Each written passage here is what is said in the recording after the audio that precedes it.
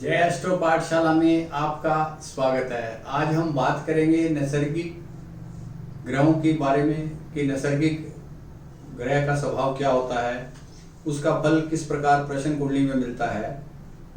कुल हमारे 7 ग्रह हैं, पिंड ग्रह जो 7 हैं, जिसमें से 4 नैसर्गिक शुभ ग्रह कहलाते हैं और 3 नैसर्गिक अशुभ ग्रह कहलाते हैं, और राहु को भी अशुभ माना जाता है। तो इस प्रकार राहु को सूर्य मंगल शनि के साथ अशुभ माना जाता है, और जो सौम्य ग्रह हैं नैसर्गिक शुभ ग्रह हैं वह बुध, गुरु, शुक्र और चंद्र है। बुध पीड़ित नहीं होना चाहिए और चंद्र क्षीण बली नहीं होना चाहिए। इस अवस्था में यह भी शुभ प्रभाव कम देते हैं। तो हमने पहले समझा नैसर्गिक ग्रह कितने प्रकार के होते हैं। ये 2 प्रकार के होते हैं, कुछ इसमें शुभ है और कुछ अशुभ है, या सौम्य और क्रूर ऐसे भी कह सकते हैं। जो शुभ ग्रह हैं वह सुख और खुशी देते हैं, सौम्य ग्रह भी सुख और खुशी देते हैं। जो अशुभ या क्रूर ग्रह हैं वो दुख और कष्ट देते हैं। अब हम पहले बुध को समझ लेते हैं। प्रश्न कुंडली में जब हमने प्रश्न कुंडली बनाई उसमें बुध की स्थिति देखेंगे। यदि वह कुंडली में शुभ है, बली है, तो जातक वाणी का चातुर्य होगा, बोलने में बहुत अच्छा होगा, जातक सामने वाले को समझकर उसके हिसाब से बात करेगा। जातक की बुद्धि तीक्ष्ण होती है, तीक्ष्ण बुद्धि वाला जातक होता है, और जातक व्यवहार कुशल होता है, जिससे भी बात करता है उसका मन मोह लेता है। बुध से हम विद्या भी देखते हैं और बुद्धि का बल भी देखते हैं, क्योंकि बुध में ग्रेस्पिंग पावर होती है कि किसी चीज को समझने के लिए बुध की बहुत जरूरत होती है। अगर आपका बुध अच्छा है तो आप बात कहते ही समझ जाएंगे, और यदि आपका गुरु अच्छा है तो आपकी लाइब्रेरी अच्छी होगी कि समय पर वो चीज सामने आ जाएगी। बुध ग्रह में ये खासियत है कि वो बात को कहते ही समझ लेता है। जैसे हम कई बार कहते हैं कि हम मन की, वो सामने वाला व्यक्ति मन की बात को पढ़ लेता है, तो कहने का मतलब है कि आपके होठों में कोई बात आई और उसको वो समझ जाता है और उसका वो लाभ उठा लेता है। यदि बुध ग्रह हमारा पाप प्रभाव में हो, पीड़ित हो, तो इससे कष्ट होता है। बुद्धि हमारी उतनी जल्दी काम नहीं करती, ग्रेस्पिंग पावर हमारी कम हो जाती है, व्यवहार हमारा ठीक नहीं होता, कभी व्यवहार खराब होता है, कभी अच्छा होता है, वाणी में चतुर्य इतना नहीं रहता। ये सब बातें हमें देखनी और समझनी पड़ती हैं प्रश्न कुंडली से। बुध के बाद बात कर लेते हैं गुरु ग्रह की।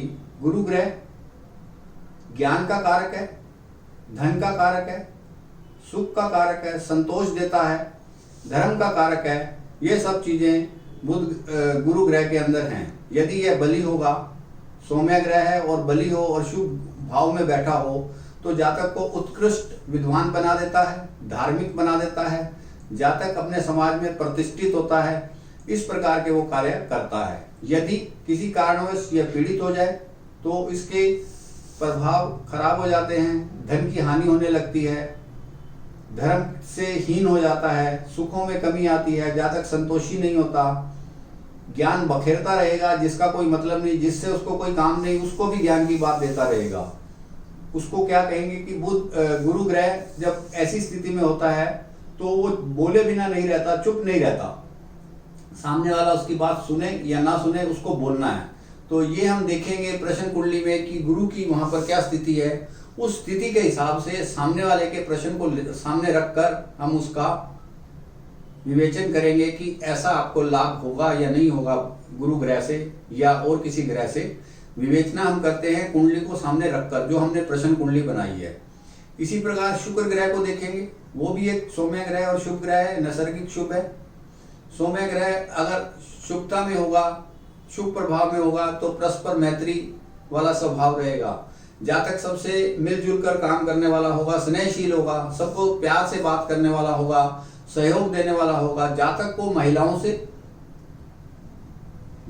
महिलाओं से लाभ मिलेगा, धन लाभ मिलेगा और यश मिलेगा, सहायता मिलेगी, सहयोग मिलेगा। इस प्रकार जातक समाज में तरक्की करता है। यदि उसका शुक्र ग्रह मजबूत है, बली है और केंद्र त्रिकोण में बैठा है, शुभ प्रभाव में है, तो ऐसी स्थिति में प्रश्न में वो बहुत अच्छा कार्य कर सकता है। यदि निर्बली है किसी कारणवश, तब हमें देखना चाहिए कि वो निर्बलता किस भाव में और किस चीज में निर्बलता ला रहा है, उसको हम फलित में प्रश्न के फलित में उसको लगा सकते हैं। उसके बाद बात करते हैं चंद्रमा की। चंद्रमा माता का कारक है, मन का कारक है, जल का कारक है, द्रव्य पदार्थों का कारक है। ये यदि शुभ होगा तो इन सब चीजों से हमें शुभ लाभ मिलेगा। जातक भावुक होता है, निष्कपट होता है, तपस्वी होता है, त्यागी होता है, परोपकारी होता है। ये सब चीजें जातक में तब होंगी जब उसका चंद्र पक्ष बली होगा, सौम्य होगा, उसके ऊपर कोई कुप्रभाव नहीं होगा, या होगा तो बहुत कम मात्रा में होगा। जितना कुप्रभाव होगा उतना ही उसका फल कम हो जाएगा। इस प्रकार से हम समझ सकते हैं कि चंद्र हमें किस प्रकार प्रभावित करेगा हमारी प्रश्न कुंडली में। अब हम अशुभ ग्रहों की बात कर लेते हैं। अशुभ ग्रह हुए सूर्य, मंगल, शनि और राहु। यदि ये क्रूर ग्रह अपना प्रभाव दिखा रहे होंगे तो जातक को दुख मिलेगा, कष्ट मिलेगा, जातक स्वार्थी हो जाएगा, कपटी हो जाएगा, दूसरे के धन पर दृष्टि रखेगा, सच और झूठ में फर्क नहीं समझेगा, हर बात में झूठ मिलाकर वो सोचेगा कि मैं लाभ कमा लूं, क्रूर हो जाएगा, निष्ठुर हो जाएगा, लोगों को तंग कर कर उसको मजा आएगा, लोगों को सताने वाला हो जाएगा। इस प्रकार हमें यह समझना है कि प्रश्न कुंडली में सूर्य का, मंगल का, राहु का और शनि का क्या प्रभाव है। यदि वह वहां पर कारकता उसका अच्छे से नहीं आ रहा तो हमें उससे नुकसान होगा, दुख होगा, कष्ट होगा। यदि वह कमजोर है तो कष्ट में थोड़ी कमी रहेगी। इस प्रकार हम नैसर्गिक जो स्वभाव होता है ग्रह का उसको देखे बिना प्रश्न कुंडली में आगे नहीं चल सकते, क्योंकि नैसर्गिक जो ग्रह का प्रभाव है, ग्रह की प्रकृति है, उसके बिना जातक कुछ नहीं कर सकता। नैसर्गिक प्रभाव को उसको लेना ही पड़ेगा। नैसर्गिक प्रभाव इनबिल्ट है, उसमें हम कोई चेंज नहीं कर सकते। किसी को हम थोड़ी देर के लिए टाइट कर सकते हैं कि उसको समय सीमा में बांध सकते हैं, ऐसे नहीं करना या वैसे नहीं करना, या बच्चों को कई बार हम डांट देते हैं, लेकिन जैसे उनको छूट मिलती है वो अपने नैसर्गिक प्रभाव में आ जाते हैं, वो अपनी मनमानी करते हैं। नैसर्गिक प्रभाव का मतलब यहाँ पर उसकी मनमानी है, जो उसका इनबिल्ट अंदर जो बना हुआ है ग्रह, उसके हिसाब से वो कार्य करता है। तो हमने प्रश्न कुंडली में आज हमने बात की नैसर्गिक, सौम्य ग्रह और क्रूर ग्रहों के बारे में। इनको हम बहुत अच्छे से यदि हम प्रश्न कुंडली पर लगाएंगे तो हमें काफी हद तक प्रश्न के उत्तर की सफलता मिल जाती है कि सामने वाले जातक ने जो प्रश्न किया है, इन ग्रहों के प्रभाव से, इनकी नैसर्गिक कारण से हम उसकी शुभता अशुभता में फर्क लाकर उसको उत्तर दे सकते हैं और जातक को प्रश्न का उत्तर मिल जाता है।